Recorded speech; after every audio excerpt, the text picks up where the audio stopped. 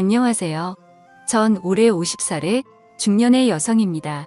가족은 남편과 3명의 딸 그리고 딱 1년 전까지 제 곁엔 형부가 계셨습니다.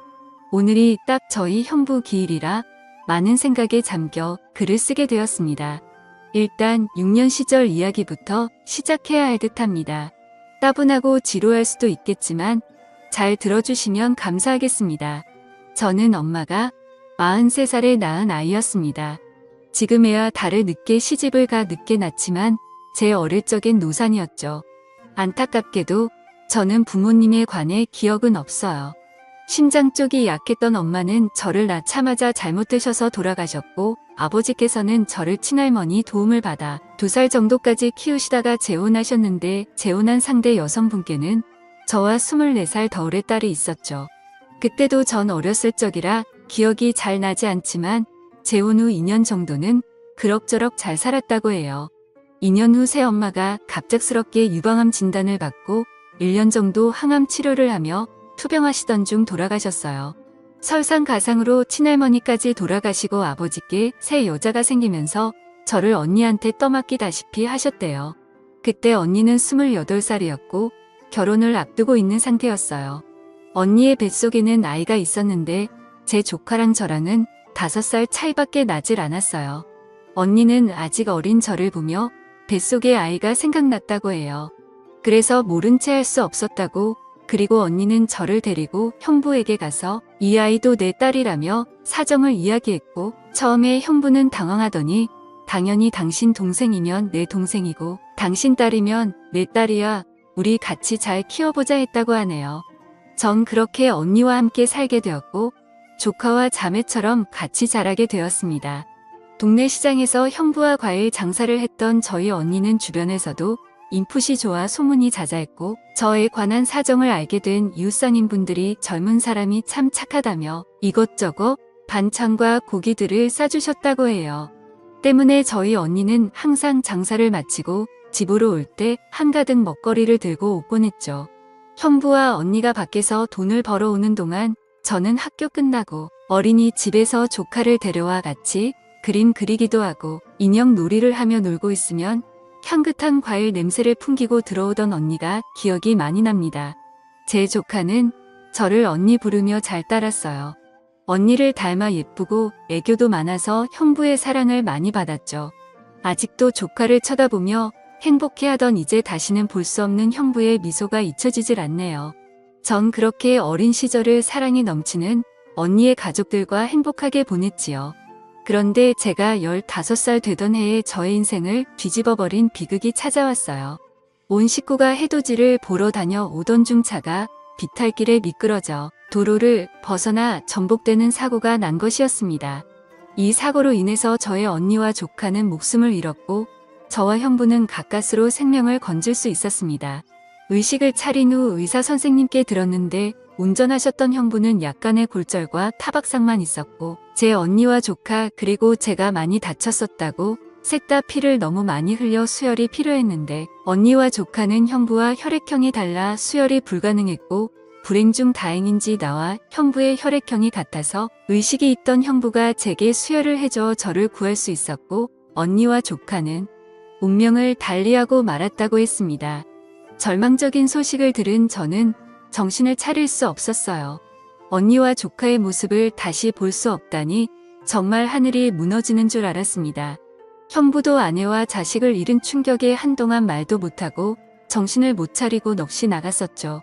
원래도 무뚝뚝한 사람이긴 했지만 사랑하는 사람들을 잃으니 표정이 싹 사라진 정말 시체 같았어요. 가족을 잃어보지 않으신 분들은 아마 감히 모르실 겁니다. 숨도 못 쉴 정도의 아픔과 고통을 처음으로 체험했어요. 역시 태어나기 전까지 정신과 치료를 동반하며 회복하기까지 시간이 많이 필요했고 조금씩 정신이 들 때쯤 형부의 병실을 매일 찾아갔어요. 시간이 흘러 형부가 먼저 퇴원을 하고 뒤늦게 퇴원을 한 제가 집으로 돌아갔을 때 저는 경악을 금치 못했습니다. 집안은 말 그대로 엉망이었어요. 사람의 온기는 온데간데 없고 여기저기 놓여진 술병과 쓰레기들 술 냄새에 찌들어 잠든 형부의 덥수룩한 수염 정말 페인이 따로 없더군요. 제가 집으로 들어오자 형부는 이야기를 하며 저를 한번 쓱 쳐다보고는 다시 자리에 눕는데 그 눈빛은 마치 자신도 죽여달라는 눈빛이었어요. 집으로 돌아온 저는 집안 곳곳 널린 쓰레기들과 술병을 치우고 그동안 쌓여있던 빨래들과 설거지 등 집안 청소를 싹 한우만기를 시키고 저녁을 준비했죠.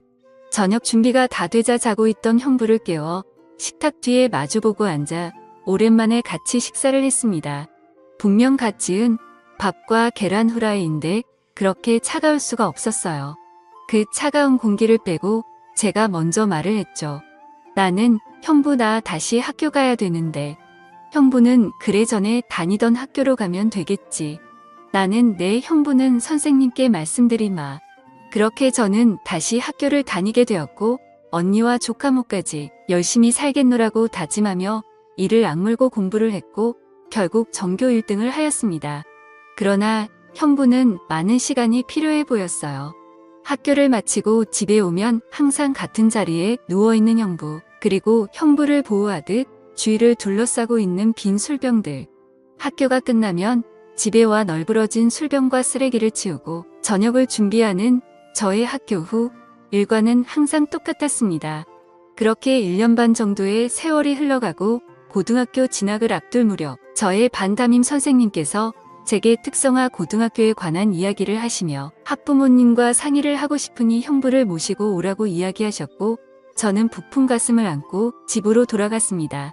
그러나 여전히 같은 자리에 있는 형부가 술병들 순간 무언가 잘못되었구나 싶더라고요.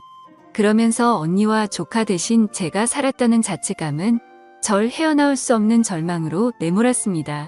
저는 그 자리에 주저앉아 서럽게 울기 시작했어요. 제 울음소리를 들은 형부가 잠에서 깨어 쟤를 발견하고는 왔니? 라고 하시더라고요. 저는 울부짖었어요. 나는 잘못했어요. 형부 제가 살아서 죄송해요. 언니랑 조카 목까지 같이 있게 살려고 했는데 이제는 한계예요. 미칠 것 같아요. 그러게 왜 절 구하셨어요? 왜 나 같은 걸 구해서 힘들어해요? 그냥 그때 언니와 조카랑 같이 죽게 냅두지. 그냥 죽을 걸 그랬어. 이야기하며 베란다 난간으로 올라가는 나를 보곤 형부가 달려와 뒤에서 꼭 끌어안고 말씀하셨어요. 형부는 미안하다. 내가 너무 괴로워서 그랬어. 내 와이프랑 딸 생각하면 미칠 것 같아서. 너는 이제 내 자식이나 마찬가지야. 아내도 자식도 잃은 내게 처제인 너밖에 없어. 우리 시간이 걸리겠지만 먼저 간 내 언니랑 우리 딸 목까지 같이 잘 살자. 내가 노력하마. 저는 고개를 끄덕이며 형부와 약속을 했습니다. 하늘에서 지켜보는 언니와 조카에게 부끄럽지 않게 열심히 행복하게 잘 살아보자고요. 저는 담임 선생님이 추천을 받아 퉁목고에 진학했고 다른 학교보다 비싸던 학비로 인해 형부는 밤낮으로 일을 하셔야 했습니다. 저는 낮에는 과일 장사를 하고 저녁에는 택배 일을 하시는 형부를 보며 그 고생이 헛되이 되지 않도록 피땀 흘려 공부를 했고 고생 끝에 서울대에 합격했습니다. 순간 언니의 기뻐하는 얼굴이 떠올라 너무 뿌듯하고 행복했어요. 형부는 이것 딸 하늘나라 갈 때 받았던 보험금이야. 너는 내 처제지만 내 딸이기도 해. 이걸로 내 등록금을 내주고 싶구나라며 내주시더군요. 그걸 내어주시는 그 마음을 너무나도 잘 알기에 전 차마 거절할 수 없었습니다. 전 더 이상 형부께 부담을 주지 않으려고 과외 아르바이트를 구하고 악착같이 공부의 장학금을 받아 학교를 졸업한 뒤 대학원 석사과정까지 이수할 수 있었습니다. 석사과정을 이수하고 저는 알아주는 기업의 연구원으로 취업을 하게 되었습니다. 대기업의 연구원이라 야근이 잦았으나 바쁜 와중에서도 형부를 행복하게 해드리고 싶어서 재미있는 영화도 예매해서 보고 맛있는 것도 먹으며 같이 데이트를 했습니다. 형부와 함께 시간을 보내는 것 자체가 제겐 기쁨이고 행복이었으니까요. 그렇게 행복한 시간을 보내며 저는 같은 연구원 직장 선배와 인연이 되어 결혼을 하게 되었고 형부에게 소개 자리를 마련했습니다. 형부는 말수는 많지 않지만 따뜻하고 듬직한 사람이라 좋아하며 기뻐하셨습니다. 그리고 제 상견례 전날 형부가 제게 할 말이 있다며 부르셨어요. 형부는 이거 내 언니 보험금이야. 혼수 준비할 때 보태렴. 나는 형부 이건 받을 수 없어요. 제 언니 목숨값을 제가 어떻게 이 돈까지 받으면 제가 어떻게 살아요. 형부는 내 언니였어도 이렇게 했을 거야. 그리고 한 가지 부탁이 있다. 내 결혼식 날 신부 입장할 때 이 손을 내가 잡아도 되겠니? 그래야 하늘에 있는 내 언니도 편하게 눈을 감을 거야. 저는 형부의 말에 눈물을 흘리며 너무 감사하다고 사랑한다고 형부를 꼭 안아드렸어요. 그렇게 저는 형부의 손을 잡고 모두의 축복 속에 결혼을 했고 남편과 상의 끝에 서울 끝자락 동네에 2층짜리 주택을 마련해 형부를 모시고 살게 되었죠. 쉽지 않은 결정이었을 텐데 지금도 남편에게 참 감사하네요. 저는 이렇게 사랑하는 두 남자와 살며 첫째 딸을 낳고 딸의 애교에 항상 집안에는 웃음이 돌며 끝나지 않을 것 같은 행복을 누리고 있었어요. 하지만 3년 후 저희 가족에게는 다시 한번 불행이 찾아왔습니다. 갑작스레 살이 빠지고 안색이 급격히 나빠진 형부 급기야 소화를 잘 못 시키시고 밤에 구토를 하시는 형부의 모습에 저는 형부를 모시고 근처 대학병원을 찾았고 검사 결과는 참혹했습니다. 형부의 림프절에 악성 종양이 생겼다고 병명은 혈액암이니 암세포는 림프절을 타고 온몸에 전이가 되었다고 하더군요. 이제 좀 자리를 잡아서 조금은 남들처럼 대단한 행복이 아닌 평범하고 소소한 행복을 누리며 살아가려는데 이게 우리에게는 이렇게 어렵다니 이토록 원통하고 이보다 하늘이 원망스러울 순 없었습니다. 저는 애써 웃으며 형부에게 요즘 의학이 많이 발달해 항암 치료만 꾸준히 잘 받으면 된다고 말씀드리고는 형부를 지극정성으로 간호했습니다. 형부는 항암 치료를 받으시면서 헛구역질도 하시고 머리카락도 빠져 많이 힘드셨을 텐데 옆에서 간호하는 제게 힘든 내색 한번 하지 않으셨습니다. 그런 형부를 보며 저는 더 열심히 형부를 간호했고 일과 육아를 병행하던 탓에 무리를 했는지 그만 연구실에서 실신을 하였습니다. 눈을 떠보니 새하얀 병실화 과로를 했구나 생각하며 일어나려는데 의사가 한 말은 뜻밖이었습니다.